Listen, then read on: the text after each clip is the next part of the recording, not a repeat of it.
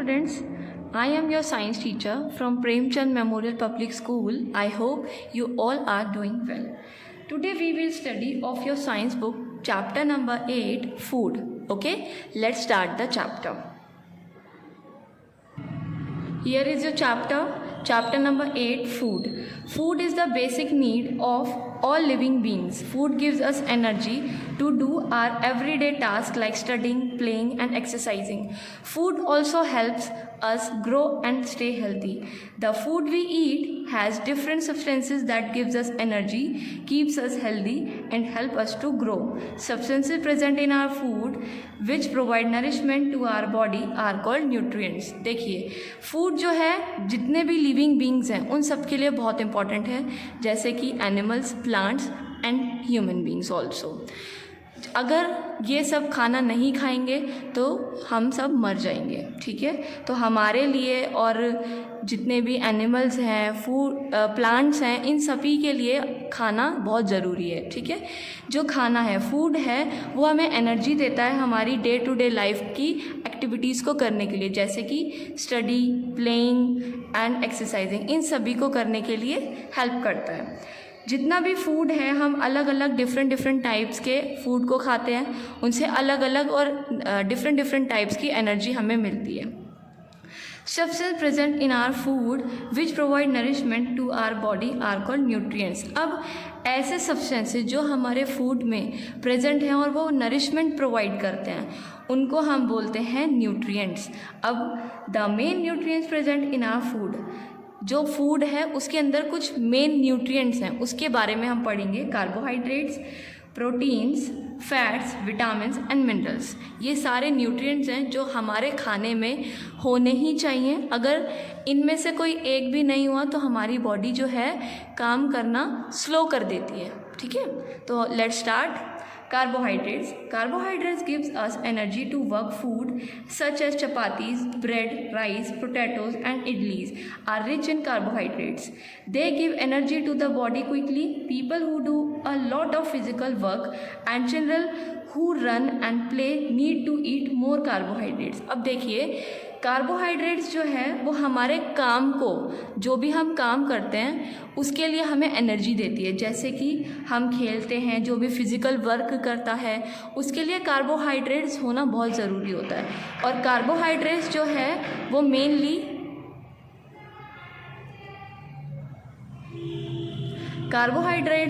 Mainly चपाती, bread, rice, potato, इडलीज़ में ज़्यादा पाया जाता है. ठीक है, तो हमें जो भी फिज़िकल वर्क करता है, खेल कूद करते हैं बच्चे, उनके लिए हमें ये सारी कार्बोहाइड्रेट्स लेना बहुत ज़रूरी होता है. Okay, now let's turn on to the next page. Proteins help us to grow. They also repair the damaged parts of the body. That is why they are called body building nutrients. Milk, cheese, eggs, pulses, peas, soyabean, meat and fish contain plenty of proteins. अब देखिए, protein जो है वो हमें help करती है grow करने के लिए, यानी बड़ा होने के लिए. ठीक है, और ये जितने भी हमारे अंदर डैमेज पार्ट्स होते हैं उनको रिपेयर करती है.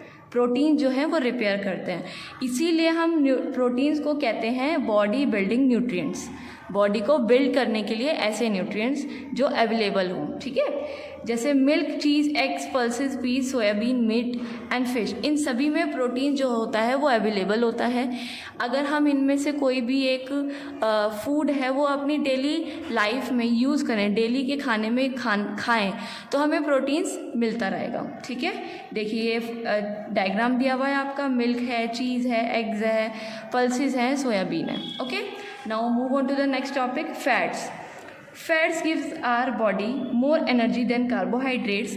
They also keep the body warm and provide taste to the food. Meat, nuts and butter are rich in fat. Extra fat is stored in the body for later use. The body uses this extra fat as the sources of energy. Then it does not get sufficient amount of food. But too much fat is not good for our body. अब देखिए, fat जो है वो हमारी body को carbohydrate से ज़्यादा energy provide करता है. ठीक है, और हमारा जो फैट्स होते हैं वो हमारी बॉडी को गर्म रखने के लिए हेल्प करते हैं, ठीक है, और टेस्ट भी अच्छा होता है इनका। जैसे मीट, नट्स, बटर जो होते हैं इनके अंदर कुछ ज़्यादा ही फैट होता है, ठीक है। अगर हम ये अपना डेली के रूटीन में खाएं, ठीक है, तो हमें फ़ैट मिलना स्टार्ट हो जाता है। जो फैट है हमारा एक्स्ट्रा फैट जो होता है वो हमारी बॉडी में स्टोर हो जाता है आगे के यूज़ के लिए, ओके। अब क्या होता है कि कुछ लोग होते हैं ज़्यादा फैट ले लेते हैं, मीन्स ज़्यादा मक्खन खाना, घी खाना, चीज़ खाना, इनसे क्या होता है कि हमारी बॉडी डैमेज होनी शुरू हो जाती है। क्योंकि पता ही है अगर हम एक चीज़ को ज़्यादा से ज़्यादा खाते रहेंगे, ज़्यादा से ज़्यादा अपनी बॉडी में कंटेन करते रहेंगे तो हमारी बॉडी जो है वो डैमेज होनी शुरू हो जाती है। एक लिमिट होनी चाहिए खाने की, ठीक है। तो ये होता है फैट्स। देखिए ये डायग्राम दिया हुआ है, नट्स, बटर, ऑयल, घी, आलमंड्स, ये सारे जो हैं फूड जो हैं इसके अंदर फैट्स जो है वो अवेलेबल होता है। Now vitamin and minerals. Vitamin and minerals protect us from disease and keeps us healthy. Food rich in vitamins and minerals are called protective foods. अब देखिए ऐसे फूड जिनके अंदर विटामिन्स एंड मिनरल्स होते हैं वो क्या करते हैं, हमारी बॉडी को बीमारियों से बचाते हैं और हमारी बॉडी को हेल्दी रखते हैं। ऐसे फूड जिनके अंदर विटामिन्स और मिनरल्स हों उनको हम बोलते हैं protective food, okay. Fresh fruits and vegetables are protective foods. अब जितनी भी फ्रेश फ्रूट्स होते हैं, वेजिटेबल्स होते हैं, वो प्रोटेक्टिव फूड्स होते हैं, ओके। क्यों? क्योंकि इनके अंदर विटामिन्स एंड मिनरल्स होते हैं। Calcium and iron are some important minerals we need. Calcium helps in formation and maintenance of bones and teeth. Iron is needed for formation of blood. अब देखिए जो कैल्शियम एंड आयरन होता है हमारा, ठीक है, वो बहुत ही इंपॉर्टेंट मिनरल्स होते हैं।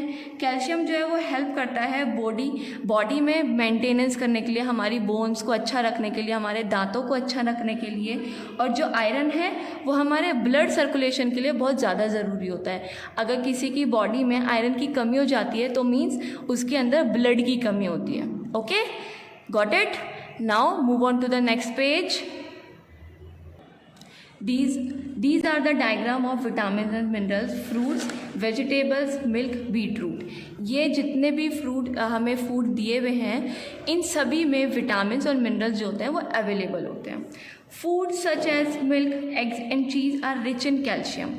Foods such as green leafy vegetables, beetroot and fruit are rich in iron। अब देखिए मिल्क होता है हमारा, एग होता है, चीज़ होता है, इसके अंदर कैल्शियम भी होता है, ठीक है। और जो ग्रीन लीफी वेजिटेबल्स होती हैं जैसे कि आपका बीटरूट हो गया, पालक हो गया, मेथी हो गए, ये सभी जितने भी वेजिटेबल्स होते हैं इनके अंदर आयरन अवेलेबल होता है, ठीक है। Now next topic is water. To stay healthy, our food also needs sufficient amount of water. Water helps us to digest our food and to remove waste from the body. It helps the body to absorb the nutrients properly. Water makes up nearly 70% of our body weight. One must drink 8 to 2 glasses of water in a day. अब देखिए पानी, आप सभी को पता है पानी जो है वो हमारे लिए बहुत ही इम्पॉर्टेंट है। बिना पानी के हम जो है वो नहीं रह सकते, ओके। नाउ पानी जो होता है ना हमारे खाने को डाइजेस्ट करने के लिए हेल्प करता है। जैसे कि अगर आप खाना खाते हैं, ओके, और खाना खाने के बाद आपने पानी नहीं पिया तो आपका जो खाना है ना वो डाइजेस्ट नहीं होगा ठीक तरीके से और आपकी जो बॉडी है उसमें डैमेज आना शुरू हो जाएगा।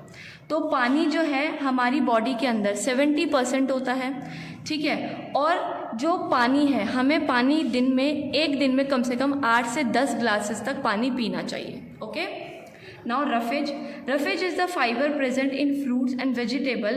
It has no nutritive value but help in retaining the water in the food eaten and also help us the body to get rid of waste. The skin of fruits like apples, guava and has a lot of fiber। अब देखिए roughage क्या होता है? Roughage होता है जो fruits और vegetable में फाइबर प्रेजेंट होता है उसको हम रफेज कहते हैं। ये क्या करता है, ये हमारे जितने भी न्यूट्रिटिव ऑर्गन्स होते हैं उनको हेल्प करता है ग्रो करने में और पानी को रिटेन करने में, ओके, पानी की कमी को बरकरार रखने में। पानी की कमी जो है वो पूरी हो जाती है ड्यू टू द रफेज। अब जितने भी फ्रूट्स होते हैं जैसे कि एप्पल्स हो गए, गुआवाज हो गए, उनके जो छिलके होते हैं, ठीक है, उनके छिलके के अंदर जो है रफेज अवेलेबल होता है। इससे क्या होता है, हमें पानी की कमी कम होती है। ओके, और ये हमारे बॉडी के वेस्ट को निकालने में भी हेल्प करता है। कौन? Roughage. Okay, now next topic is balanced diet. The meal or diet that contains all the nutrients in the right proportion to keep our body healthy and fit is called a balanced diet. अब balanced diet क्या होती है? अच्छा खाना और अच्छा diet लेना, उसी को हम बोलते हैं बैलेंस्ड डाइट, जिससे हमारी बॉडी हेल्दी रहे और फिट रहे। Okay, you can have a balanced diet if you eat many kinds of food. Look at the food pyramid, read it carefully and notice that you should eat the carbohydrates shown at the bottom of the pyramid.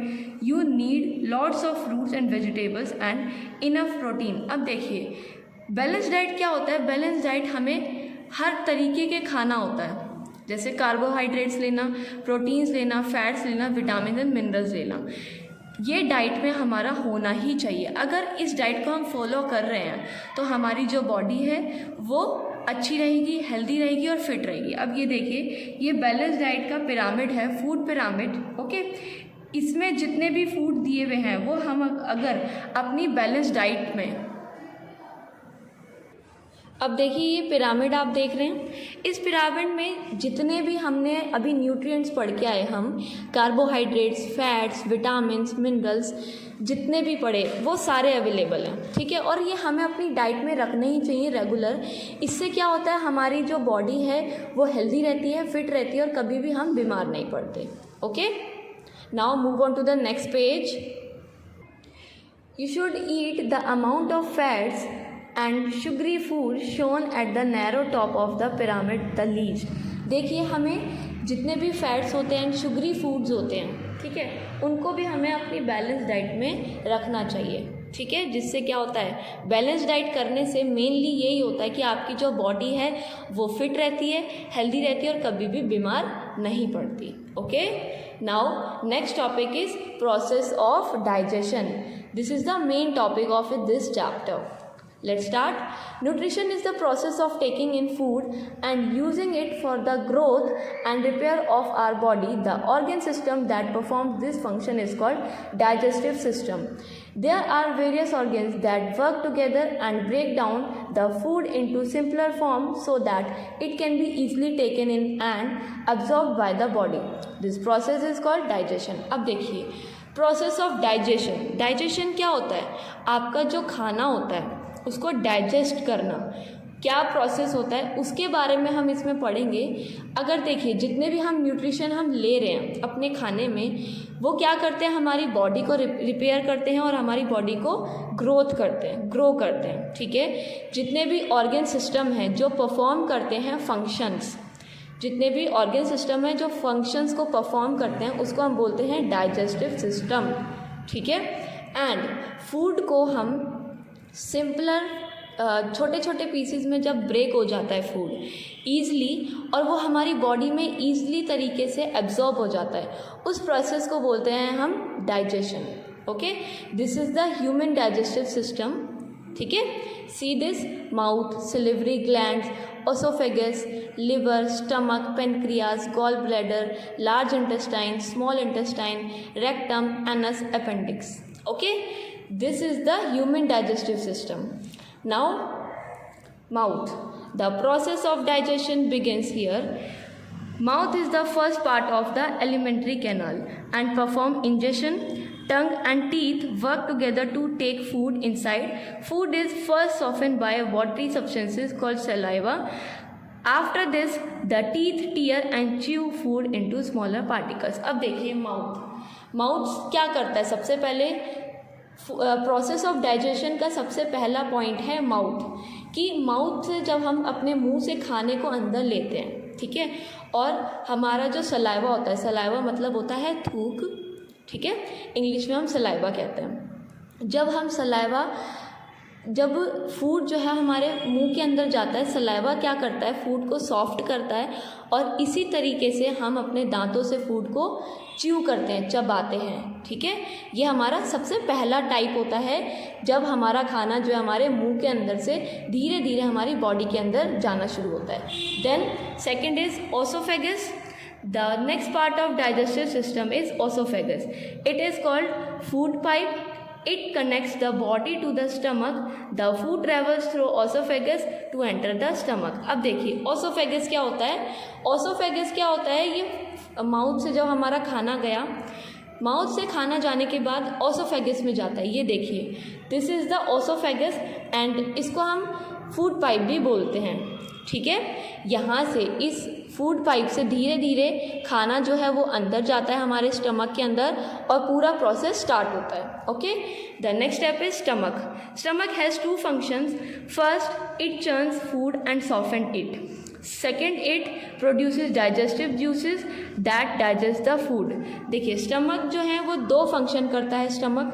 ठीक है, पहला function क्या करता है, खाने को soft करता है जिससे खाना जो है वो धीरे धीरे डाइजेस्ट होना शुरू होता है। Second, produces digestive juices to digest the food. अब स्टमक क्या है, वो डाइजेस्टिव जूस को प्रोड्यूस करता है जिससे हमारा जो खाना है वो डाइजेस्ट हो जाता है। Okay, now fourth is liver. Liver produces digestive juice called bile.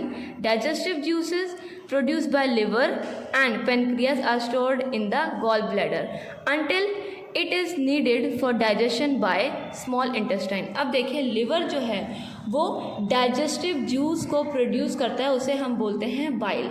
ठीक है, डाइजेस्टिव जूसेस क्या करते हैं, वो लिवर में और पेनक्रियाज में जितना भी खाना स्टोर्ड होता है ना, वो गॉल ब्लैडर में चला जाता है। ठीक है, इससे क्या होता है, जो डाइजेशन का जो खाना है वो धीरे धीरे स्मॉल इंटेस्टाइन में जाना शुरू होता है। Okay, now move on to the next page. Next is small intestine. From the stomach, partially digested food goes into the small intestine.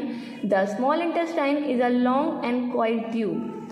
Thus, food passes very slowly through it. Digestive juices are produced by liver and pancreases into the small intestine. These juices digest the food completely.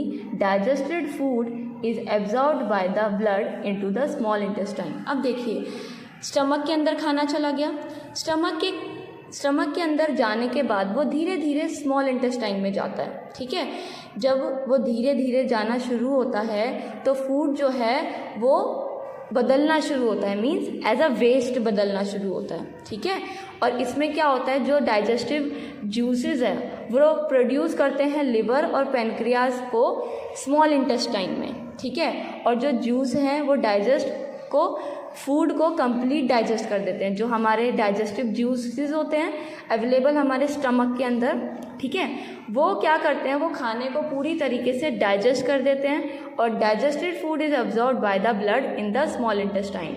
अब जो digested food होता है वो absorb हो जाता है blood से, किसमें, स्मॉल इंटेस्टाइन में। Okay, now next is large intestine. The large intestine is sometimes referred to as colon. The undigested food passes into the large intestine. Here the minerals and extra water are absorbed by the blood. The large intestine absorbs the water, turning it into a paste which is excreted through the anus and feces. This process is called egestion. देखिए, large intestine क्या होता है, उसको कभी कभार हम colon भी कह देते हैं। इसमें क्या होता है कि जितना भी अनडाइजेस्टेड फूड होता है, मींस जो डाइजेस्ट नहीं हुआ है, वो वहाँ चला जाता है लार्ज इंटेस्टाइन में। और लार्ज इंटेस्टाइन क्या करता है, मिनरल्स और जितना भी एक्स्ट्रा वाटर है वो एब्जॉर्ब कर लेता है ब्लड के through.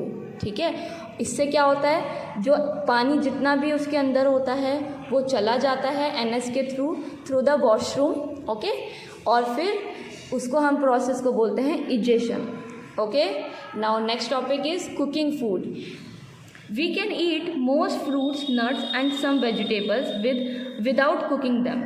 However, we must wash raw fruits and vegetables before eating so that they get free from dirt and germs. देखिए, क्या होता है, हम कभी कभार क्या होता है हम कच्चा खाना खा लेते हैं, जैसे कोई ऐसी सब्जी खा ली जो कच्ची खा सकते हैं, जैसे गाजर खा लिया हमने, है ना, प्याज हम कच्चे खाते हैं, टमाटर कच्चा खाते हैं, है ना, तो बिना धोए खा लिया। और जैसे फ्रूट्स भी यही होता है कि हम कच्चा फ्रूट खाते हैं। फ्रूट तो ऐसा कोई नहीं है जिसको हम बनाएं, केले बनाते हैं, लोग बाग बहुत बनाते होंगे, ठीक है, तो हम ऐसा ही करते हैं। लेकिन कुछ लोग ऐसा करते हैं कि उनको बिना धोए, बिना उसके जर्म्स को साफ़ करे ऐसे ही खा लेते हैं। ऐसा हमें नहीं करना चाहिए। हमें जब भी हम या तो खाना बनाएं या उस जो भी हमने फ्रूट्स या वेजिटेबल लिया है उसको धोने के बाद ही हम खाएं, ठीक है। We cook cereals, pulses, meat and most vegetables before eating them. Cooking kills germs and makes food soft, tasty and easy to digest. We should not overcook our food. अब देखिए, हम दालें बनाते हैं, सीरियल्स बनाते हैं, मीट बनाते हैं और बहुत सारी वेजिटेबल्स भी बनाते हैं, है ना, और उसको हम क्या करते हैं, धो देते हैं, साफ़ कर देते हैं, जिससे क्या होता है हमारा जो खाना है वो अच्छा बनता है और जर्म्स फ्री बनता है। और खाना बनाने के टाइम जब बन जाता है खाना, तो खाना क्या होता है, वो जर्म्स को किल कर देता है, ठीक है। खाना हमारा सॉफ्ट हो जाता है, टेस्टी होता है और वो इजी टू डाइजेस्ट होता है, okay. When we soak pulses in water, some nutrients dissolve in it. So to preserve the nutrients, we should cook the pulses in the same water in which they are soaked. We must wash the vegetables before we chop them. A lot of nutrients are lost when we wash chopped vegetables. अब देखिए, जितने भी हमारे vegetables होते हैं, दालें होती हैं और फ्रूट्स होते हैं, ठीक है, उनको हम धोते हैं और दालों को क्या करते हैं, हम बनाने से पहले थोड़े टाइम के लिए भिगो के रखते हैं, ठीक है। इससे क्या होता है, जितनी भी दालों के प्रोटीन्स होते हैं, न्यूट्रिएंट्स होते हैं, वो पानी में ही रह जाते हैं, ओके। तो हमें क्या करना होता है, अगर हम कर सकते हैं तो जो हमने पानी दाल के लिए भिगोया हुआ है, दाल में पानी डला हुआ है और दाल भीगी हुई है, तो उसी पानी को लेके हम दाल को पका लें, ओके। इससे क्या होगा, जितने भी न्यूट्रिएंट्स अवेलेबल हैं दाल में वो वहीं रहेंगे, वो नहीं जाएंगे। अगर हम दाल को धो लेंगे तो जितने भी न्यूट्रिएंट्स हैं वो पानी के साथ धुल जाएंगे, ओके। और अब हम वेजिटेबल्स चॉप करते हैं। इसमें क्या होता है, हमें वेजिटेबल को काटने से पहले क्या करना होता है, उनको धोना होता है। अगर हमने काटने के बाद धोया तो जितने भी उसके अंदर न्यूट्रिएंट्स अवेलेबल हैं वो पानी के साथ धुल जाते हैं और न्यूट्रिएंट्स जो हैं वो उसके अंदर ख़त्म हो जाते हैं, okay. Now next topic is preserving food. Food is valuable, it should neither be wasted nor spoiled. Cooked और uncooked food can be stored to be used later. This kind of storing food is called food preservation. We have ways of preserving food so that it stays fresh for a long time. अब देखिए, preserving food क्या होता है। preserving food होता है बेटा कि food को हम कैसे बचाएं। जो हमने सब्जी ली है, खाना बनाया है, उसको कम से कम 1 से 2 दिन या 1 दिन मोस्टफुली कैसे चलाएं, ठीक है।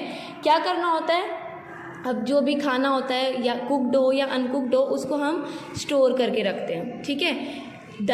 This kind of storing food is called food preservation, ठीक है। जो हमने फूड को स्टोर किया है, उसको हम बोलते हैं फूड प्रिजर्वेशन। और फूड प्रिजर्व करने के लिए बहुत सारे तरीके होते हैं, उसके बारे में हम नेक्स्ट पेज पे पढ़ेंगे। So turn on to the next page. By canning, food that is put into cans and bottles is kept free from air. Certain chemicals are added to the food to preserve it. These are called preservatives. अब देखिए, अब हम Canning करते हैं, मतलब अपना जो खाना है वो कैन में डालते हैं, बॉटल्स में डालते हैं। इससे क्या होता है, जो हमारा खाना होता है, ठीक है, वो बच जाता है। कैंस में डालने से, बॉटल में डालने से, हम एयर टाइट कंटेनर में डालते हैं। इससे क्या होता है, खाना जो है एयर से बचा रहता है। देखो, जितनी खाने को हवा लगती है ना, वो उतना जल्दी खाना ख़राब होता है, ठीक है। उन्हीं को बोलते हैं प्रिजर्वेटिव्स। प्रिजर्वेटिव्स मीन्स जिनसे हम खाने को सुरक्षा कर सकें, ठीक है। जैसे कैन्स हो गई, बॉटल्स हो गई, ये हमारे प्रिजर्वेटिव्स हैं। Cold storage. Food can be frozen. Food like milk, eggs and meat are easily spoiled, but they can stay longer at lower temperature. Bacteria which spoil food cannot grow in very cold temperature.